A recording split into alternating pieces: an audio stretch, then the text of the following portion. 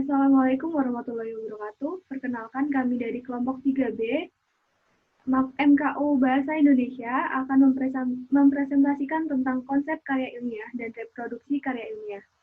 Dengan anggota kelompok yaitu saya, Anjani Betty Apriani, dengan NIM 6211420005, Nurul Falah 6101420212, Helmi Dian Mahendra 6103420073, Taufik Koirindin 6211420024, Wilmar Dapotan Zega 6211420017, Satria Widi Mulyawan 6101420213, Nasrul Hadullah 6211420073, Muhammad Ulinuha 6211420022.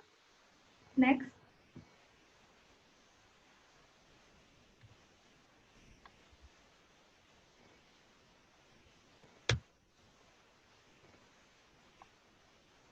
Oke, di sini pengertian karya tulis ilmiah menurut para ahli yaitu dari Harry Firman, karya ilmiah merupakan laporan berupa tulisan yang dipublikasi ataupun dipaparkan dari hasil pengkajian atau penelitian yang telah dilakukan, yang dalam penulisannya memperhatikan kaidah dan etika keilmuan. Dari Dr. Toto Juroto dan Dr. Bambang Supriyadi, karya ilmiah merupakan serangkaian kegiatan penulisan yang berlandaskan pada hasil penelitian yang tersusun secara sistematis mengikuti metodologi ilmiah yang bertujuan untuk mendapatkan jawaban ilmiah dari suatu permasalahan. Broto Wijoyo, karya ilmiah merupakan karangan ilmuwan pengetahuan yang menampilkan fakta dan dibuat dengan metodologi penulisan yang baik dan benar. Selanjutnya,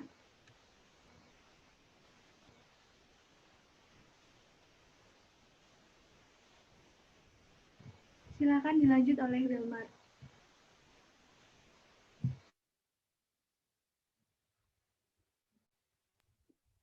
Adapun di sini yang struktur karya ilmiah yang pertama pendahuluan, berisikan dasar-dasar penelitian ilmiah dilakukan, masalah yang diangkat dan mekanisme penyelesaian masalah.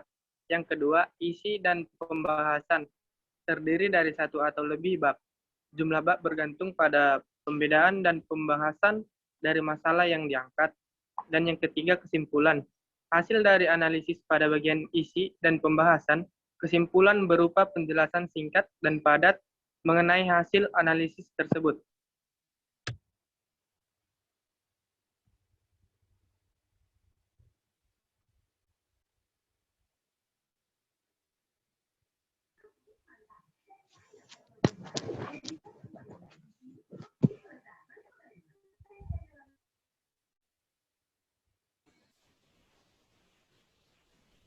Selanjutnya Nurul Falah, silakan.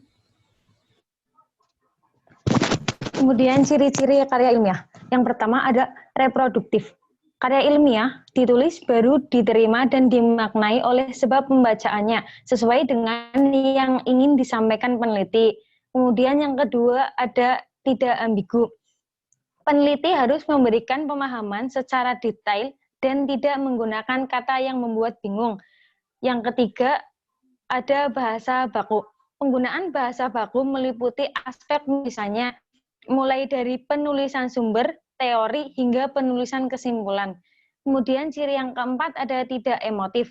Tidak melibatkan perasaan dari peneliti, harus memaparkan fakta yang didapatkan dari hasil analisis penelitian.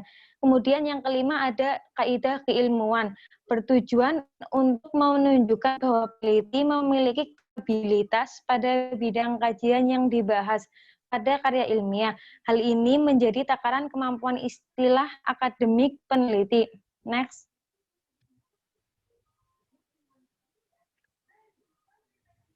Kemudian ciri yang keenam ada bersifat dekoratif.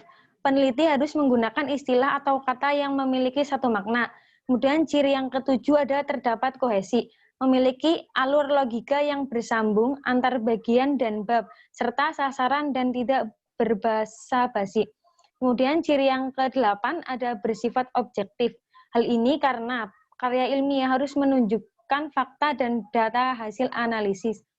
Kemudian ciri yang ke-9 ada kalimat efektif. Agar para pembaca tidak dipusingkan dengan kalimat yang berbilit-bilit, karena penggunaan kalimat yang berbilit-bilit akan membuat pembaca kebingungan.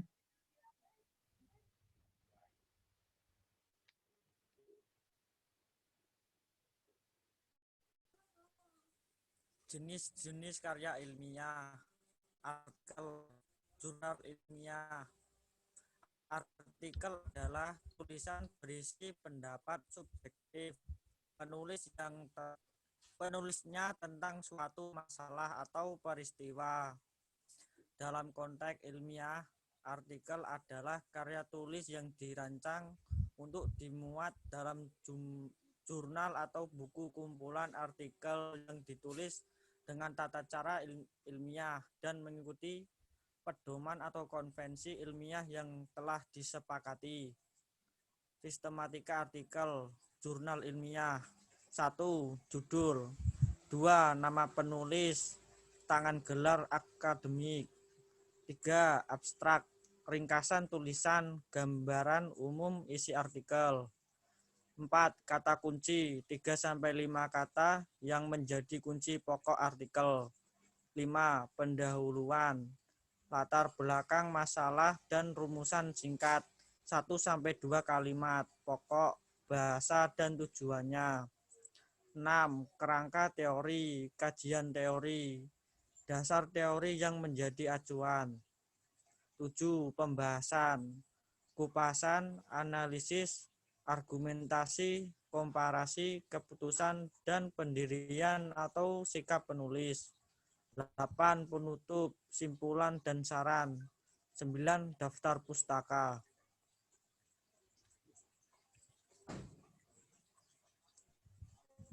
Makalah.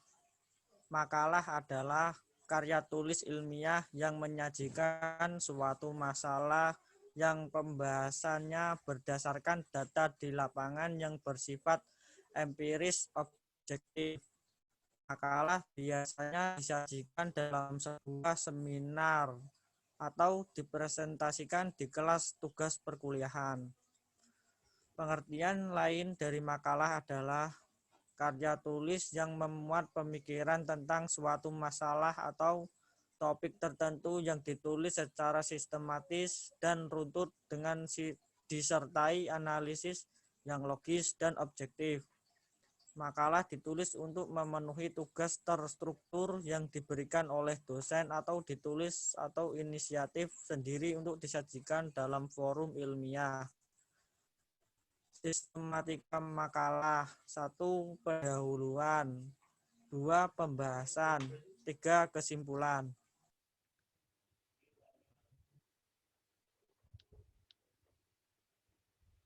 Ya, selanjutnya yaitu kertas kerja. Work paper atau kertas kerja.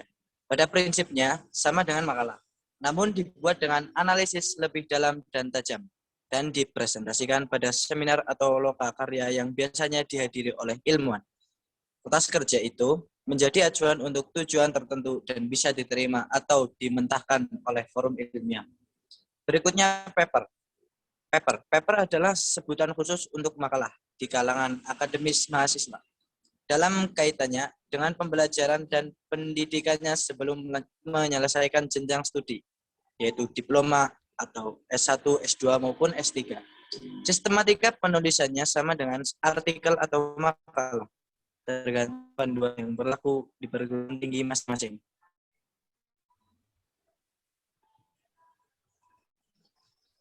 Berikutnya skripsi. Skripsi adalah karya tulis ilmiah mahasiswa untuk menyelesaikan jenjang studi S1 atau sarjana.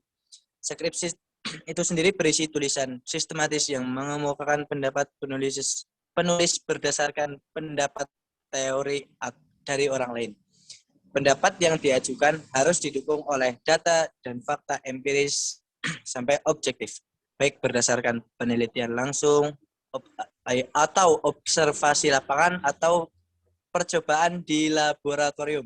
Juga diperlukan sumbangan material berupa temuan baru dalam segi tata kerja, dalil-dalil atau hukum tertentu tentang salah satu aspek atau lebih di bidang spesialisasinya. Berikutnya, tesis. Tesis adalah karya tulis ilmiah mahasiswa untuk menyelesaikan jenjang studi S2 pasca sarjana yang sifatnya lebih mendalam dibandingkan dengan skripsi. Tesis mengungkapkan pengetahuan baru yang diperoleh dari penelitian sendiri. Disertasi disebut juga PhD tesis adalah karya tulis ilmiah mahasiswa untuk menyelesaikan jenjang studi S3, meraih gelar doktor atau DR, yang mengemukakan suatu dalil yang dapat dibuktikan oleh penulis berdasarkan data dan fakta yang sahih, valid, dengan analisis yang terinci. Disertasi ini berisi satu temuan penulis itu sendiri yang berupa temuan orisinal. Selanjutnya, artikel ilmiah populer. Artikel ilmiah populer yaitu artikel ilmiah yang ditulis dengan gaya bahasa populer, bahasa media atau bahasa jurnalistik, untuk dimuat di media massa, surat kabar, dan berbeda dengan artikel ilmiah populer tidak terikat secara ketat dengan aturan penulisan ilmiah. Artikel ilmiah ditulis lebih bersifat umum untuk konsumsi publik. Dinamakan ilmiah populer karena ditulis bukan untuk keperluan akademik, tapi untuk dikomunikasikan kepada publik melalui media massa. Artikel ilmiah populer bisa hasil penelitian ilmiah, namun disajikan dengan lebih ringkas dan lugas. Bisa pula dibuat berdasarkan berpikir deduktif atau induktif, atau gabungan keduanya yang bisa dibungkus dengan opini penulis. Tak jarang artikel ilmiah populer ini disebut juga sebagai opini ilmiah.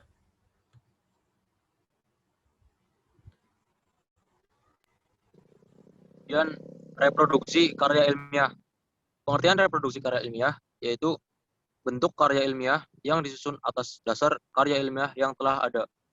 Kemudian bentuk reproduksi karya ilmiah yang pertama, ringkasan. Meringkas karya ilmiah yang sudah ada dengan menggunakan bahasa pengarang asli. Ringkasan merupakan suatu keterampilan mengadakan reproduksi dari karya ilmiah yang sudah ada. Kemudian yang kedua, ada ikhtisar. Menurut Juhara, ikhtisar ada tulisan pokok masalah penulisannya tidak harus berurutan. Boleh secara acak atau disajikan dalam bahasa pembuat ikhtisar tanpa mengubah wacana.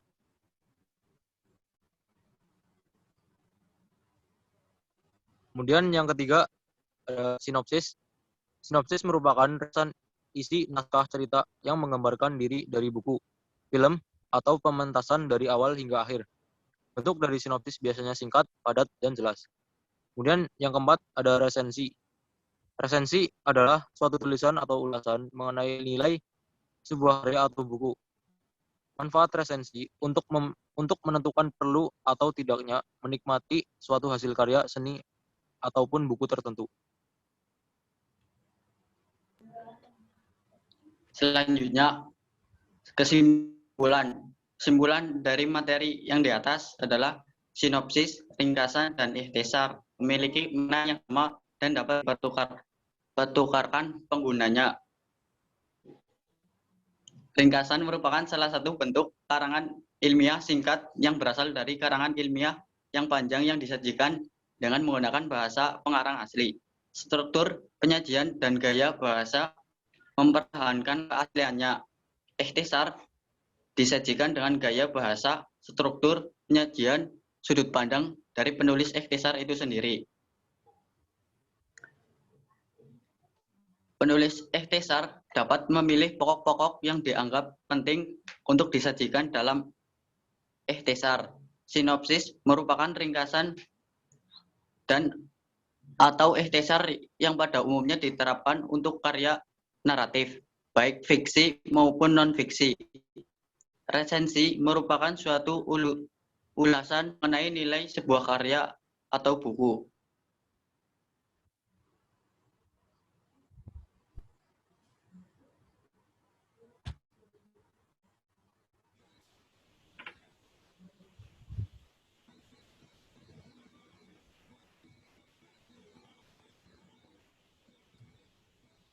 Oke, sekian itu tadi pemaparan yang dapat kami sampaikan terkait konsep karya ilmiah dan reproduksi karya ilmiah.